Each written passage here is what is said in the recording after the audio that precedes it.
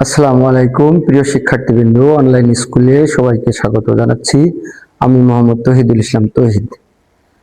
আজকে আমি প্রিয় শিক্ষার্থীবৃন্দ তোমাদের জন্য আলোচনা করব পার্টস অফ স্পিচের একটি অত্যন্ত গুরুত্বপূর্ণ জিনিস, সেটা হচ্ছে নাউন।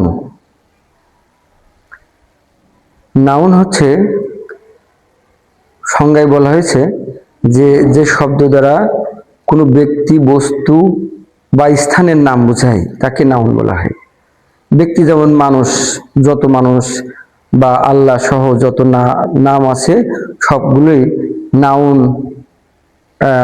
হিসাবে আমরা গণ্য করি।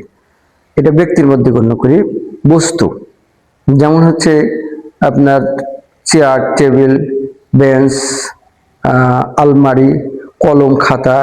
নির্জীব বা জীব হলেও যেমন গাছপালাও কিন্তু এই নাউনের মধ্যে পড়ে। যে কোনো গাছের নাম, যে কোনো বস্তুর নাম, যে কোনো জড় জিনিসের নাম, কোনো প্রাণীর নাম, এগুলো সব নাউনের মধ্যে পড়ে।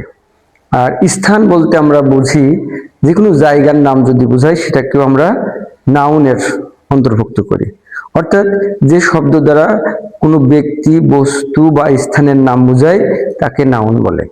ইংরেজিতে নাউন সাধারণত 5 প্রকারের। 1 নম্বর হচ্ছে প্রপার নাউন, 2 নম্বর কমন নাউন, 3 নম্বর কালেকটিভ নাউন, 4 নম্বর হচ্ছে ম্যাটেরিয়াল নাউন এবং 5 নম্বর হচ্ছে অ্যাবস্ট্রাক্ট নাউন। এই 5টা নাম ছোট্ট যারা 6-7-এ পড়ে তারা একটু পড়লে, মুখস্থ করলে পরবর্তীতে এগুলো অ্যানালাইসিস বা বিশ্লেষণ করে নাউন সম্পর্কে ভালো জ্ঞান অর্জন হবে। এই জন্য এটা মুখস্থ করা বা জানা বা শোনার জন্য অনুরোধ রইল। Thank you everyone.